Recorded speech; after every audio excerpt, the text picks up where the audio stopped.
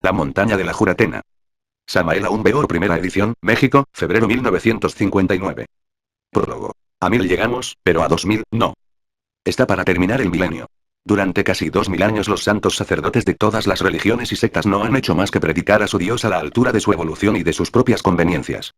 La situación moral, espiritual, económica y social de los moradores del planeta es dolorosa. Una parte sufre porque no puede llenar el vacío de sus insaciables ambiciones, mientras que la otra sufre porque sabe que tiene que perecer por su ignorancia bajo la presión del más fuerte. Prácticamente estamos viendo que las profecías del divino Rabí de Galilea se están cumpliendo. Ya no hay hijos para padres, ni padres para hijos, hoy por hoy un cualquiera es un señor y un señor es un cualquiera. Los encargados de mandar se confunden y los mandados desobedecen, todo es confusión, incomprensión, desesperación, angustia y dolor. Algo grave está pasando.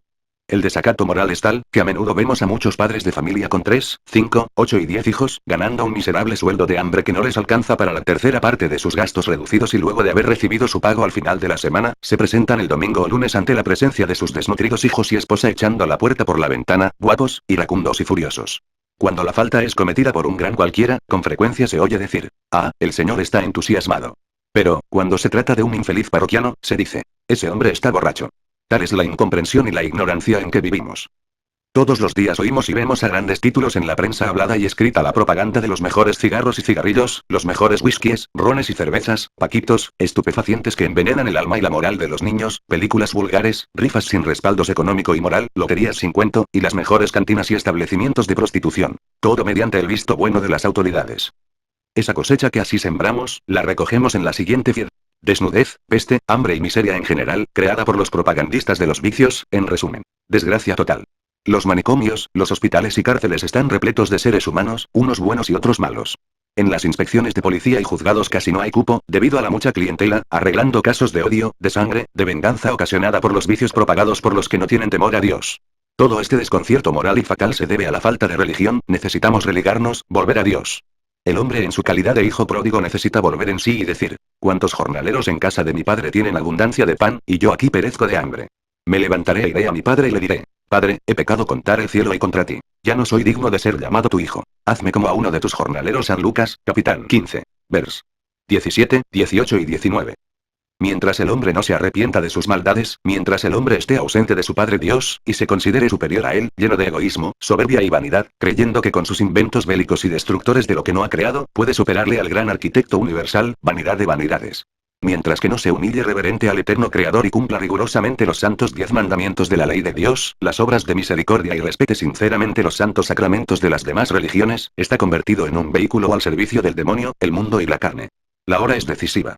No hay plazo que no se venza, ni deuda que no se pague, tenemos que pagar muy caro ante la justicia cósmica divina. Nuestras propias deudas. Tenemos que pagar con lágrimas de sangre el desconocimiento de los misterios de la vida y de la muerte.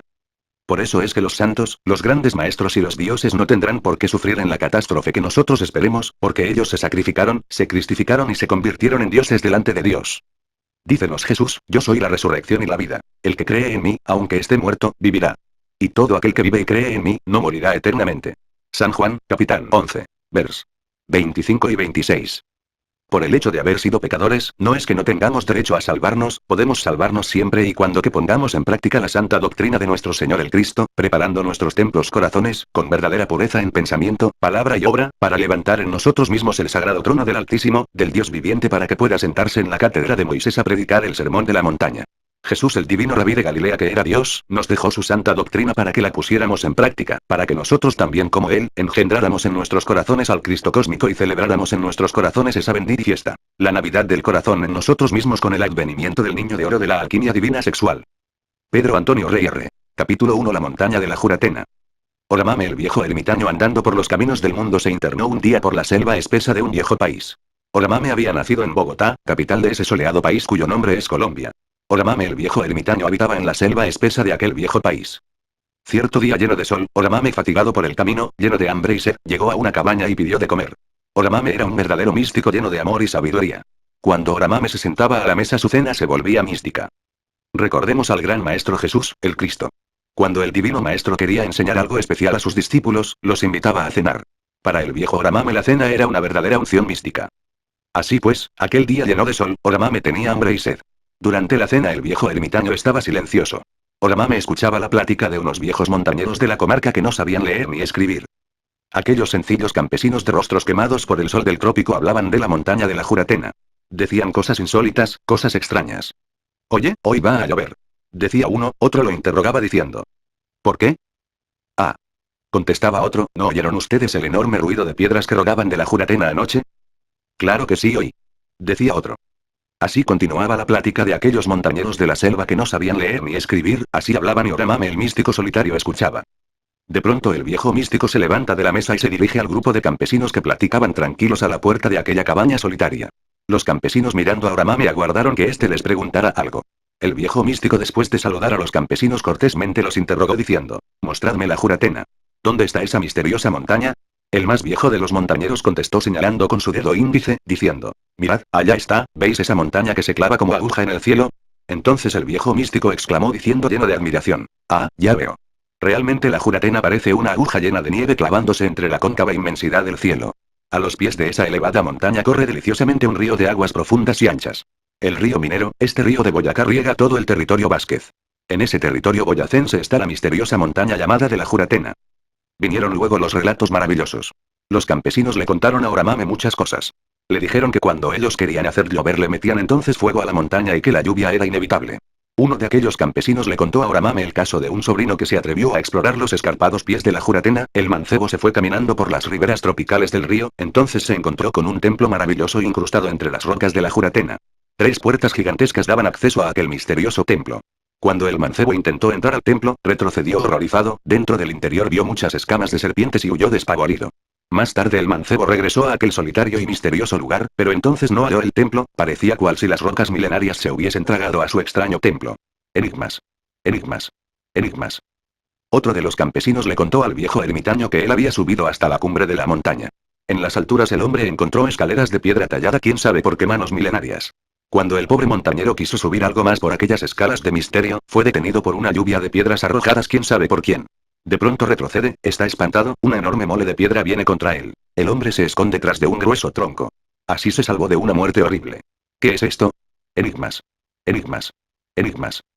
Siguen los relatos y otro montañero cuenta que unos exploradores resolvieron subir hasta la cima de la Juratena.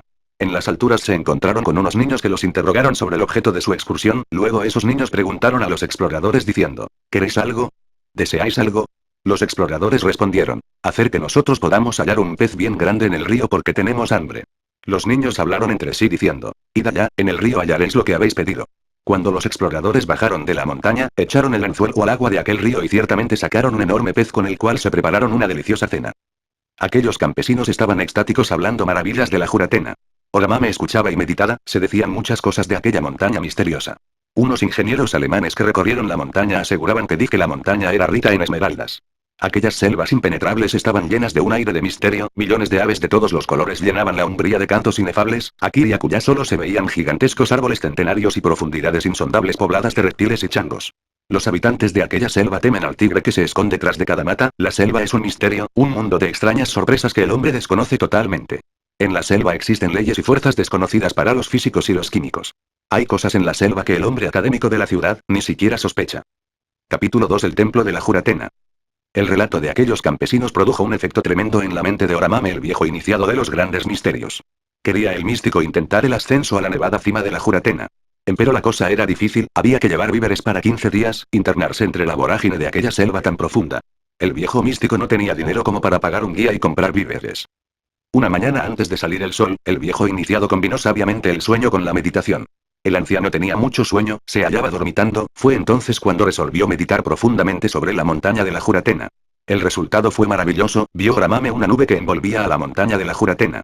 La nube se fue disipando lentamente y entonces apareció ante la vista clarividente del viejo místico, un templo magnífico, con su cúpula maravillosa y sus magníficas columnas de mármol. Un camino conducía hasta la magnífica catedral de aquel maravilloso templo. Oramame se había desdoblado sin saber cómo ni a qué hora. Ese desdoblamiento fue el resultado de la meditación sabiamente combinada con el sueño. El viejo místico caminaba ahora en cuerpo astral con dirección al templo. Un grupo de maestros con sus túnicas de gloria salía ahora a recibirlo llenos de alegría y amor. Oramame estaba en éxtasis. No hay mayor placer que aquel de sentirse el alma desprendida. En los mundos superiores, el pasado y el futuro se hermanan dentro de un eterno ahora, allí el pasado y el futuro no existen, allí la vida es un eterno presente, un eterno ahora, un eterno instante. Cuando el viejo Oramame cruzó el umbral del templo sagrado de la Juratena, los santos iniciados de aquel santuario sagrado le entregaron una cuchara de plata en cuyo cabo podía leerse la siguiente inscripción: Alimento de la Fraternidad Universal Blanca. La cuchara contenía miel de abejas pura. Invitado por los santos maestros, aquel viejo místico penetró dentro de un santún maravilloso del templo de la Juratena. Dentro de aquel santún podía verse el candelabro de 7 brazos, todo de oro macizo, en el centro había una mesa y algunas sillas. Oramame fue invitado a tomar asiento y acto seguido se sentó ante la mesa. Un gran adepto de la logía blanca sentado también a la mesa se colocó frente a Oramame. Aquel viejo adepto vestido con su túnica de gurú, con sus ojos penetrantes y divinos, mirando a la frente del místico, parecía examinar internamente al viejo iniciado. Oramame lleno de éxtasis exclamó: Maestro, yo he venido a pedirte la iniciación, dame la iniciación. Yo lo que quiero es la iniciación. Así exclamó el viejo iniciado lleno de ansiedad, lleno de éxtasis. El santo gurú de la Juratena lleno de una terrible serenidad que causaba asombro contestó: Te daré el pan de la sabiduría. Esas palabras del gurú conmovieron deliciosamente el alma del viejo iniciado. En esos instantes entró en el santún otro maestro del templo. Aquel maestro traía una bandeja de plata, en la bandeja de plata había unos panes. Aquel humilde siervo que traía la bandeja, después de ponerla sobre la mesa hizo una venia respetuosa y se retiró. Entonces el gurú que en estos instantes instruía a Oramame tomó la cuchara de plata que el viejo místico todavía tenía en su mano y vació su contenido sobre aquellos panes. Luego dio a comer aquel pan maravilloso a Oramame. El viejo místico comiendo aquel pan con miel de abejas pura, meditada en su simbolismo maravilloso. Cuando el viejo místico hubo acabado de cenar, el maestro tomó nuevamente la palabra y dijo: Ahora te tomarás un frasco de aceite de ricino en ayunas. Es necesario que limpies tu estómago. El viejo místico comprendió que algo importante habría de suceder y que por lo tanto era urgente tener su estómago bien limpio. Terminada la visita, el viejo iniciado se despidió del gurú y regresó a su cuerpo físico después de haber recibido la bendición del santo gurú. Aquella experiencia interna fue maravillosa, y el viejo iniciado se sentía lleno de una vitalidad maravillosa.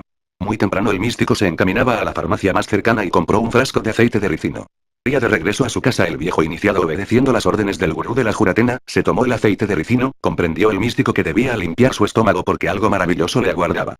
La visita al templo produjo en el místico una deliciosa voluptuosidad que duró en él varios días. No hay mayor placer que aquel de sentirse en alma desprendida. Existen muchos templos maravillosos en estado de jinas. Aquí en México tenemos nosotros el templo de Chapultepec, donde moran también muchos santos maestros. La Juratena es uno de esos templos jinas. La Juratena es un gran templo de la logía blanca. Capítulo 3: El príncipe ante mundo. Otra noche, la más quieta, la más callada, el místico solitario comprendió que era la hora y el día. Todo estaba listo, había limpiado su estómago, estaba preparado. El místico se adormeció tranquilo, se convirtió en un espía de su propio sueño. El viejo místico espiaba secretamente a su propio sueño. Cuando el anciano comprendió que su cuerpo dormía, se levantó de su lecho. El resultado fue el desdoblamiento astral. Ese tenía que ser el resultado inevitable. Así es como uno se desdobla. Cuando el viejo iniciado estuvo fuera de su cuerpo, flotó deliciosamente en su cuerpo astral. Entonces el viejo se quedó extático contemplando el cielo estrellado. La noche era magnífica, sublime, inefable. Lleno de gran entusiasmo, el místico clamó lleno de gran amor y dijo: Maestro, cúmpleme lo que me prometiste, ya es hora. Así habló el solitario y de la Juratena vino una orden telepática. Se le ordenó al místico descender al abismo. El místico obedeció en el acto y descendió presurosamente a esa región conocida en el oriente como Avicii, octava esfera sumergida, la región donde habitan los adeptos de la mano izquierda, los bons del Tíbet, los casquetes rojos, los tenebrosos que siguen las enseñanzas tántricas de Belcebú Gurdjieff procedentes del clan de la Dukpa. Señores de las tinieblas denunciados sabiamente por el gran maestro Francisco A. Propato. Allí en esas regiones encontró el místico horribles maldades, cosas imposibles de describir con palabras, cosas inenarrables. Esos tenebrosos odian el Shambhala, dicen que el Shambhala es la ciudadela del terror, afirman que el Shambhala es lo negativo, la violencia, la fuerza faática ciega, etcétera, etcétera, y 50.000 y más cosas absurdas. Realmente los servidores del Mahamara odian al Shambhala porque allí vive el Cristo con su cuerpo que resucitó al tercer día de entre los muertos. En el Shambhala viven también con el Cristo Jesús, muchos grandes maestros cuyos cuerpos datan de millones de años atrás, hijos de la resurrección.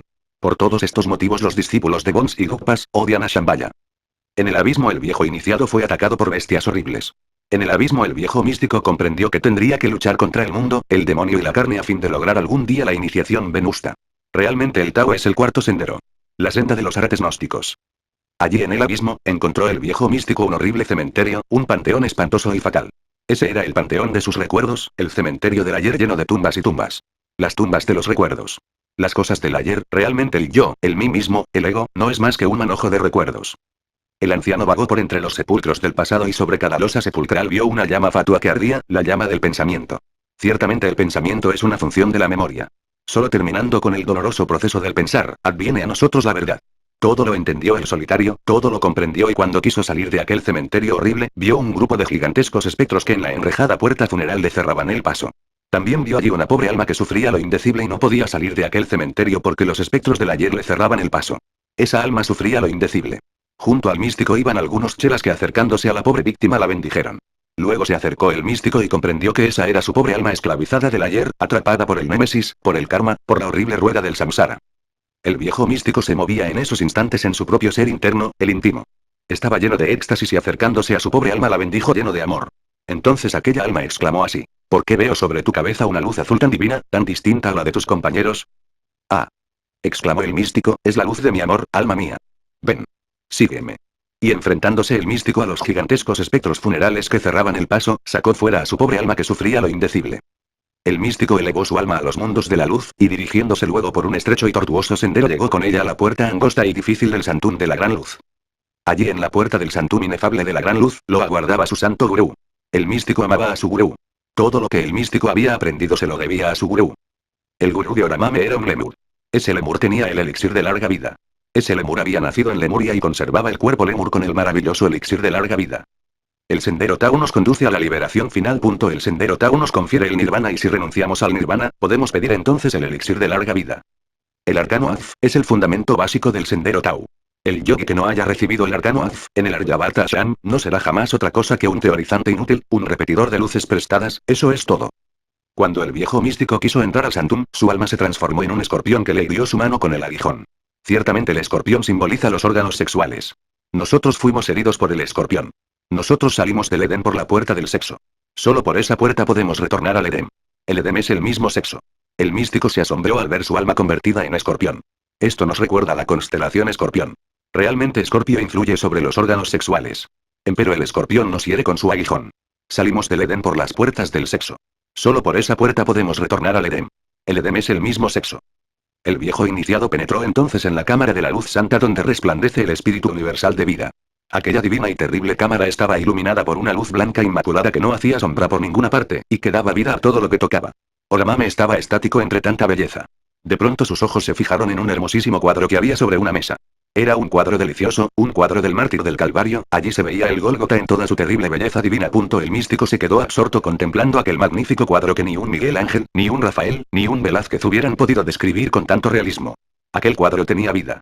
Allí se veía el gran acontecimiento del Gólgota, allí estaba el gran maestro crucificado en el monte de las calaveras. Sus heridas sangraban todos sus estigmas y la sangre caía sobre la tierra sagrada. Se veía a lo vivo sangrar aquellas heridas. El cuadro tenía vida. No era un cuadro muerto. Era un cuadro viviente. El sol se ocultaba en el occidente entre nubes rojas de sangre. Sudaba el adorable sangre viva. Todo era allí infinito amor y dolor. A los pies de la gran cruz se veían las calaveras de los ajusticiados. Realmente ese es el monte de las calaveras, lugar donde se crucificaba a los delincuentes. La gran cruz frente al sol que se ocultaba en el poniente, proyectaba sobre el monte de las calaveras una sombra de muerte. La sombra de la cruz. El místico lleno de dolor contemplaba aquella sombra. Sin embargo, aquella sombra tampoco era inerte. Parecía perfilarse, moverse, tenía vida propia. La sombra iba tomando forma humana. De pronto asume la real figura del ser humano y se sienta resueltamente frente al viejo místico que sorprendido la contempla. Aquella sombra parecía una mujer vestida con túnica negra. Empero, no tenía ojos, tenía cuencas. Era un espectro vestido de negro. Era la muerte. Aquella figura descarnada, horrible, miraba terriblemente al viejo místico. Miraba con sus cuencas funerales. Estaba dotada de una fuerza hipnótica terrible. El viejo místico se enfrentó a ella valerosamente, cara a cara, frente a frente. La lucha hipnótica y magnética fue mortal. Empero Oramame venció y el horrible espectro de la muerte se sintió vencido. Entonces el místico exclamó: huye delante de mis pasos hasta la consumación de los siglos. Tú serás mi esclava y yo seré tu señor. La vencida muerte se levantó de su asiento y salió por la puerta de aquella cámara santa. El místico se fue tras de ella y siguiendo por la puerta, la siguió por el tortuoso sendero que conducía a aquella cámara santa. De vez en cuando la muerte trataba de regresarse para combatir al solitario místico. Entonces el anciano extendía su mano hacia ella y le decía lleno de victoria: huye delante de mis pasos hasta la consumación de los siglos, tú serás mi esclava y yo seré tu señor. Al fin, la muerte huyó definitivamente. Entonces el viejo iniciado se cubrió de gloria. Había vencido a la horrible y desencarnada muerte. Alegre por el triunfo, el viejo místico regresó a la cámara santa, siguiendo el angosto y estrecho sendero que conduce a la gran luz. Alegre por el triunfo, el viejo místico regresó a la cámara santa para comunicarle su triunfo al maestro. Realmente el anciano estaba que desbordaba de alegría. Se sentía ser un héroe, hablaba con una voz que lo asombraba a él mismo, era la voz de su Dios interno. Quería contarle todo a su maestro. Había vencido a la muerte, se sentía victorioso. Cuando el místico entró en la cámara santa encontró a su gurú sentado en un hermoso diván. Entonces extendiendo la mano derecha el gurú, señaló algo terrible y dijo, y ese es el administrador. El administrador de la muerte. Entonces el místico vio un gigantesco esqueleto vestido de príncipe medieval. Vestía aquel espectro pantalones de terciopelo que le llegaban hasta las rodillas, medias largas y blancas muy elegantes, zapatos de charol con grandes hebillas y una antigua casaca de terciopelo elegantísima como las que se usaban por los siglos XIV o XV. Aquel esqueleto gigantesco miraba con sus grandes cuencas, y tenía una actitud imponente, desafiante, terrible. El místico se enfrentó al horrible espectro con ánimo de vencerlo, pero el esqueleto vestido de príncipe ante mundo era superior a todas sus fuerzas. El místico regresó a su cuerpo espantado en gran manera. Ciertamente el príncipe ante mundo es el yo psicológico que todos llevamos dentro. Distingamos entre el ser y el yo. El ser es el íntimo, el alma universal dentro de nosotros mismos. El ser trasciende al yo porque es universal. El yo es el príncipe ante mundo, altivo y perverso. Muchas escuelas filosóficas hablan contra la personalidad, defienden la vida impersonal, pero cometen el error de divinizar al yo, de pregonar a los cuatro vientos la existencia de un yo dizque divino, de un yo superior, etcétera, etcétera. Ese es un error gravísimo porque el ser, el íntimo, la monada, el Jivan Atman, Purusa, o como queramos llamarle, es una gota de la gran alma dentro de nosotros mismos, una gota del océano, una chispa de la gran hoguera. El ser trasciende al yo y al egoísmo.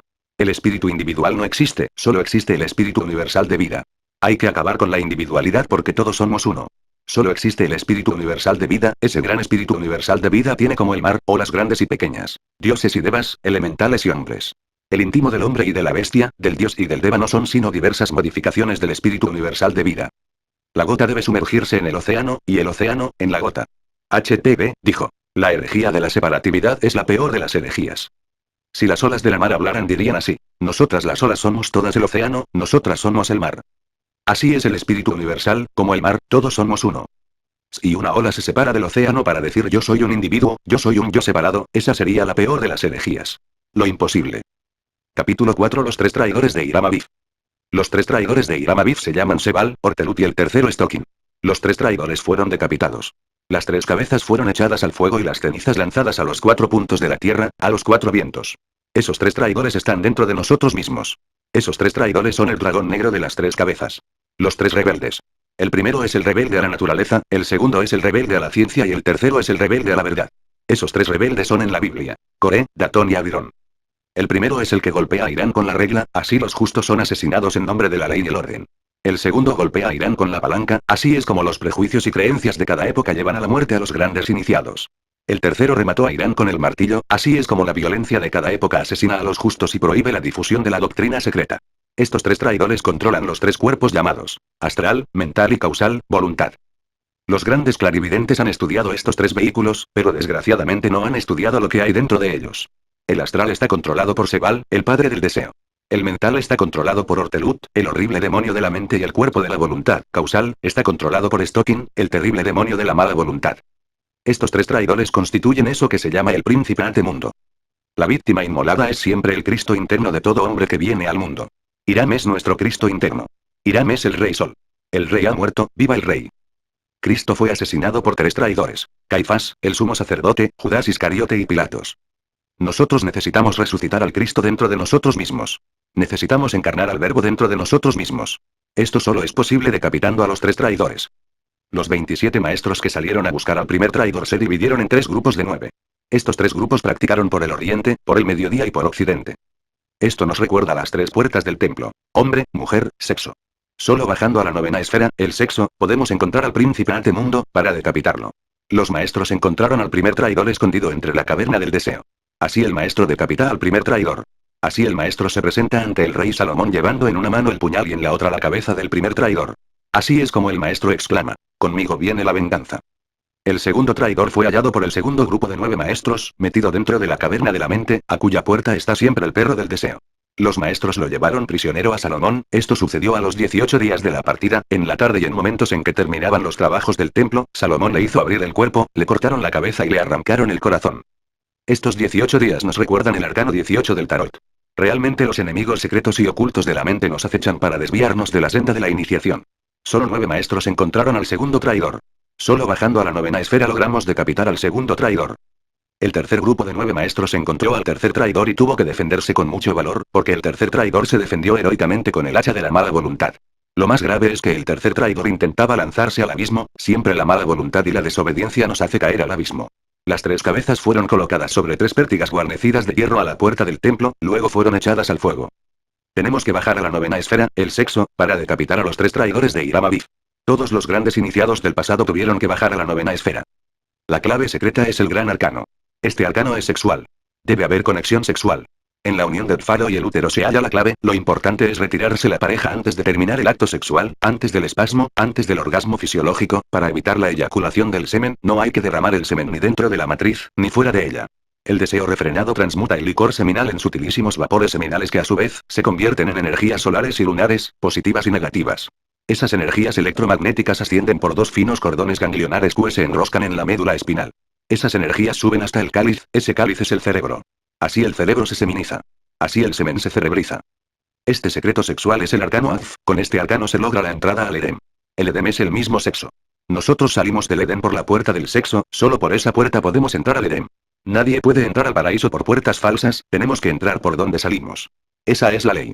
Cuando las corrientes solares y lunares de nuestro licor seminal hacen contacto con el coxis cerca del triveni, entonces despierta la culebra ígnea de nuestros mágicos poderes. El flujo ascendente de la energía del tercer logos a lo largo de nuestra médula espinal, es la espada flamígera con la cual decapitamos al príncipe antemundo. Con el arcano Af, todo ser humano puede despertar el Kundalini y convertirse en un gran maestro de la logia blanca.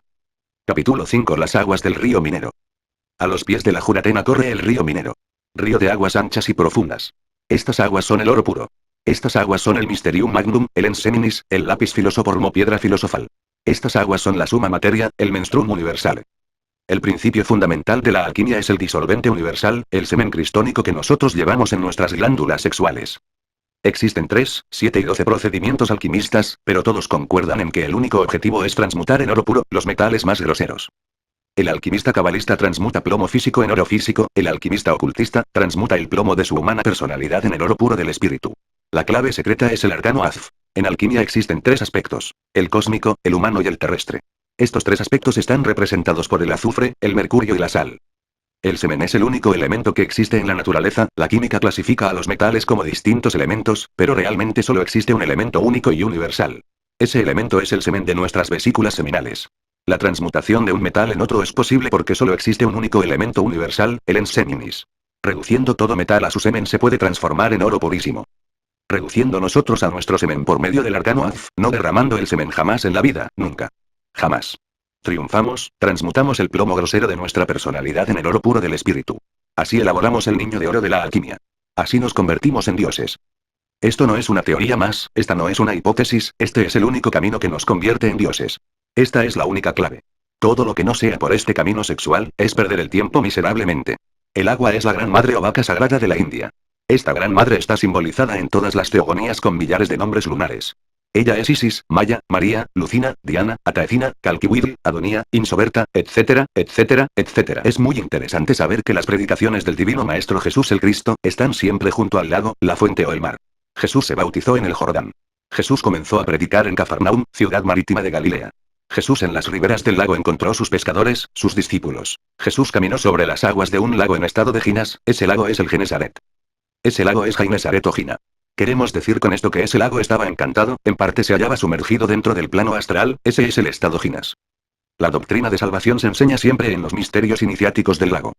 En las torres del silencio de los Parsis, con sus grandes templos llenos de preciosas graderías llenas de gente, se representaban todos los dramas de los grandes misterios en las aguas tranquilas de los lagos sagrados. Eran escenas astrales y etéreas vivientes, cintas cinematográficas que aparecían sobre la superficie de las aguas. Nunca falta un Júpiter iniciador en el lago, o un Moisés salvado de las aguas. El mundo está lleno de documentos lacustres. En todo templo de misterios hay un lago sagrado. En todos los colegios iniciáticos se simboliza al semen con arroyos cuya agua no se malea nunca, arroyos de leche, cuyo gusto no se altera jamás, arroyos de vino, delirio de los que lo beben y arroyos de miel pura, como el que se haya contenido en el pan de la sabiduría. Los paraísos hebreos estaban siempre llenos de tierras que emanaban leche, miel y ambrosía. En todo templo de la logia blanca no puede faltar el agua de vida. En los tiempos antiguos se representaban los misterios en esos lagos Ginas. El sol y el fuego junto con la luna y el agua de vida, son el origen de mundos y bestias, hombres y dioses. El Edem es la ciudad sagrada de las 9 puertas. La 9ª puerta es el sexo, la 9ª esfera de la cábala es el sexo. Buda, Jesús, Hermes, Mahoma, Dante, Pitágoras, Zoroastro, etc., tuvieron que descender a la novena esfera para trabajar con el fuego y el agua, origen de mundos, bestias, hombres y dioses. Toda auténtica iniciación blanca comienza por allí. El deseo refrenado transmuta el semen en sutilísimos vapores. Los vapores seminales se convierten en energías. Las energías sexuales bipolarizadas ascienden entonces por los cordones ganglionares hasta el cerebro. Cuando las corrientes solares y lunares se unen, despierta entonces el fuego sagrado del tercer logos. El flujo ígneo del tercer logos ascendiendo por el canal central de la médula espinal, abre los 7 centros magnéticos de la médula espinal. La energía sexual es la energía creadora del tercer logos. Cuando nosotros hacemos retornar la energía del tercer logos hacia adentro y hacia arriba, entonces nos hacemos creadores en los mundos superiores. Cuando hacemos retornar la energía del tercer logos hacia adentro y hacia arriba, nos transformamos en dioses inefables y terriblemente divinos. Todo el secreto, toda la clave consiste en no derramar el semen jamás en la vida. Ese es el arcano Azf. Si alguien cree que existe otro camino para llegar al adeptado, ese alguien está absolutamente equivocado. En nombre del eterno Dios viviente que creó el cielo y las cosas que hay en él, y la tierra y las cosas que hay en ella, yo Samael aún Weor juro por el que vive por siempre jamás que solo y únicamente con el arcano Azf, nos podemos transformar en dioses omnipotentes. Capítulo 6. La muerte vencida. El fuego del tercer logos es un fuego espiritual, que sube por el canal central cuando trabajamos con el arcano Azf. Ese fuego sagrado nos confiere muchísimos poderes ocultos.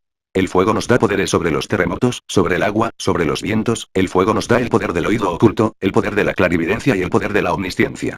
El fuego del tercer logos es el Kundalini, la serpiente ígnea de nuestros mágicos poderes. Ahora nos explicaremos por qué el mancebo que exploró las riberas del río Minero halló en la puerta central del templo algunas escamas de serpientes, entonces huyó despavorido. Hay que bajar a la fragua encendida de Vulcano, el sexo, para cortar la cabeza de la medusa con la espada flamígera. Hay que bajar a la fragua encendida de Vulcano para limpiar los establos del alma con los fuegos sagrados. Hay que bajar a la fragua encendida de Vulcano para retemplar la espada y conquistar el corazón de Venus. Entonces logramos la iniciación venusta. Cuando Jesús recibió la iniciación venusta en el Jordán, entonces encarnó al Cristo. Todo aquel que recibe la iniciación venusta encarna al Cordero inmolado. Él entra en el alma y se transforma en ella. Ella a su vez se transforma en él. De esta simbiosis divina y humana, deviene eso que nuestro Salvador llama con tanto acierto el Hijo del Hombre, entonces ya somos dioses. No hay otro camino para llegar a esas alturas. El que diga que existe otro camino realmente es un necio. Podemos llenarnos la cabeza de teorías, podemos hacernos miembros de muchas escuelas, podemos envejecer estudiando, pero si no trabajamos con el arcano Azf, no despertamos el Kundalini ni tampoco nos convertimos en dioses. Seremos pobres teorizantes, eso es todo. La única clave que existe en la vida para volvernos dioses es el arcano Azf, no existe ninguna otra. Este es el único camino. Todo iniciado que haya trabajado en el magisterio del fuego, tiene derecho a recibir el elixir de larga vida. Entonces el iniciado puede conservar su cuerpo durante millones de años. Cuando el iniciado recibe el elixir de larga vida, muere pero no muere. En este caso el iniciado pasa por la misma muerte y resurrección de nuestro Señor Jesucristo. Al tercer día el gran maestro llegó en cuerpo astral ante su santo sepulcro, entonces el gran maestro invocó a su cuerpo y este incorporándose se levantó con gran estruendo, y penetró dentro del plano astral. Los ángeles de la muerte no habían roto el cordón que conecta el alma con el cuerpo físico. Dentro del plano astral, las santas mujeres en sus cuerpos astrales, trataron el cuerpo del maestro con ungüentos aromáticos. Después, recibiendo órdenes supremas, el maestro recibió su cuerpo. El cuerpo flotando dentro del plano astral se paró sobre la cabeza astral y entró dentro del alma del divino maestro. Así quedó el maestro resucitado, con su cuerpo en estado de ginas. Queremos decir con esto, que el cuerpo del maestro está dentro del plano astral. En ese estado se presentó a los discípulos de Emaús y cenó con ellos. En ese estado se presentó ante los 11. En ese estado le demostró a Tomás su propia resurrección. Después el maestro se fue para el Shambhaya, país secreto del Tíbet oriental. En ese país vive el gran maestro junto con otros tantos maestros de la logia blanca que trabajaron con el arcano Azf, y lograron la resurrección.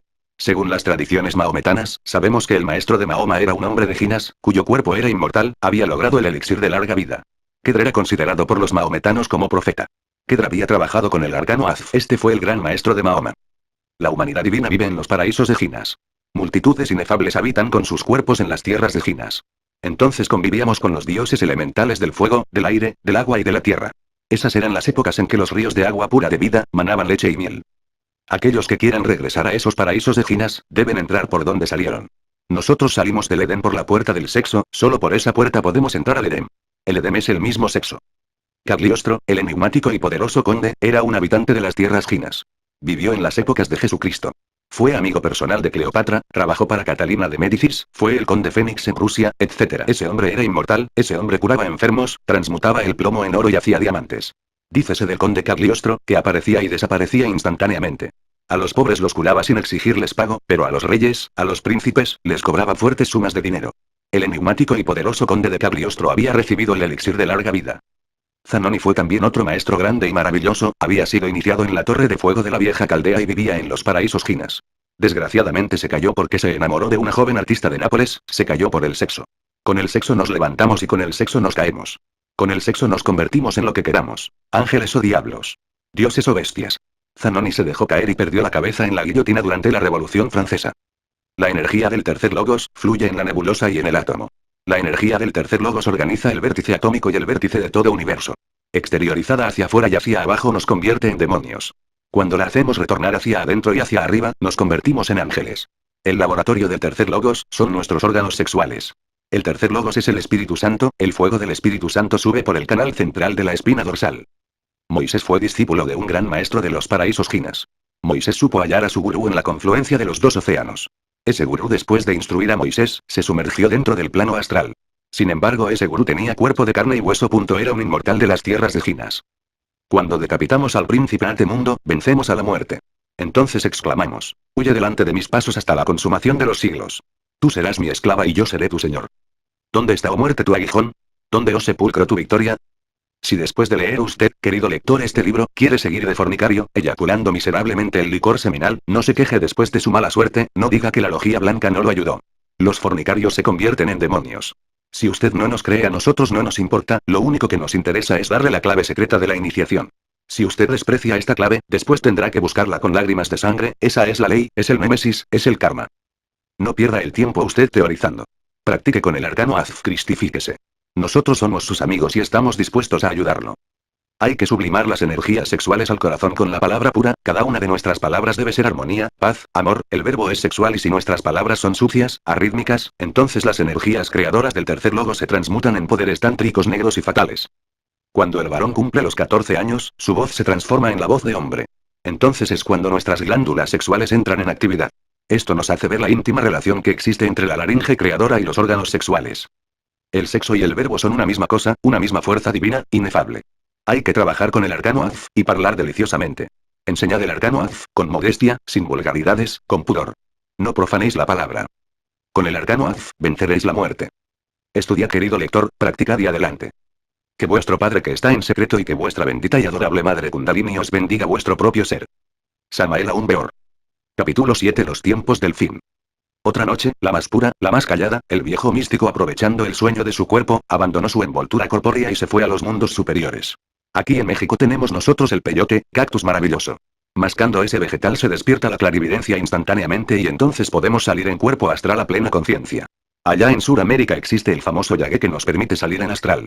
Esa planta solo se consigue en las selvas del Amazonas o en los llanos orientales. Orama me rogó a un gurú que le enseñara los tiempos del fin. Entonces, viendo con conciencia de un futuro, el viejo místico entró en un salón donde anunció ante el auditorio un gran cataclismo que se aproxima. Hablaba el místico con conciencia profética, anunciaba el místico un choque de mundos. Un mundo se acerca, se aproxima, y cuando los hombres intenten poner bajo sus pies a otras humanidades planetarias, entonces sucederá el gran cataclismo inevitable. Ese será el fin. Cuando esa masa planetaria atraviese nuestra atmósfera terrestre, se incendiará en fuego vivo y al caer sobre nuestra Tierra quemará con fuego todo aquello que tenga vida. Habrá entonces un terremoto tan grande, cual nunca lo hubo antes desde que existen hombres sobre la Tierra. Cuando el acontecimiento se realice, no se hallará una sola alma que ponga en duda su venida. El acontecimiento descenderá a los malvados y elevará a los virtuosos. Cuando tiemble la tierra con violento temblor, las montañas volarán en pedazos y se tornarán como el polvo disperso por todas partes. Cuando vosotros los hombres estéis divididos en 3 tropas, entonces habrá hombres a la derecha, las ovejas, y hombres de la izquierda, los cabritos, y los últimos, los selectos, serán los primeros. Estos serán los más inmediatos a Alá. Habitarán en el jardín de las delicias. Habrá un gran número de estos entre los antiguos y solo un pequeño número de entre los modernos. Descansarán en asientos ornados de oro y pedrerías, reclinados y colocados uno frente a otro. En torno a ellos circularán jóvenes eternamente jóvenes con cubiletes, garrafas y copas llenas de una límpida bebida que no les producirá ni dolor de cabeza, ni aturdimiento, con frutos que escogerán a su gusto y carne de esos pájaros que les gustan tanto. Tendrán bellezas de grandes ojos negros, bellezas semejantes a las perlas cuidadosamente ocultas. Tal será la recompensa de sus obras. No se oirán palabras frívolas, ni dichos que produzcan pecado. Solo se oirán las palabras: paz. Paz. Los hombres de la derecha, oh Los felices hombres de la derecha, permanecerán entre los árboles de lotos sin espinas y bananos cargados de frutos desde la cima hasta abajo, bajo sombras que extenderán a lo lejos cerca de una agua corriente en medio de frutos en abundancia que nadie cortará y a los que todos se podrán acercar y descansarán en elevados lechos.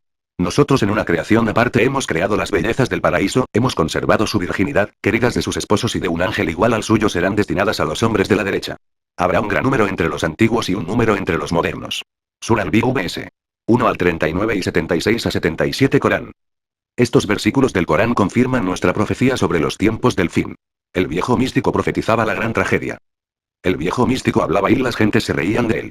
Viviendo con conciencia de futuro, el anciano anduvo por las calles de una gran ciudad anunciando los tiempos del fin. Nadie le creía, todos se burlaban del místico.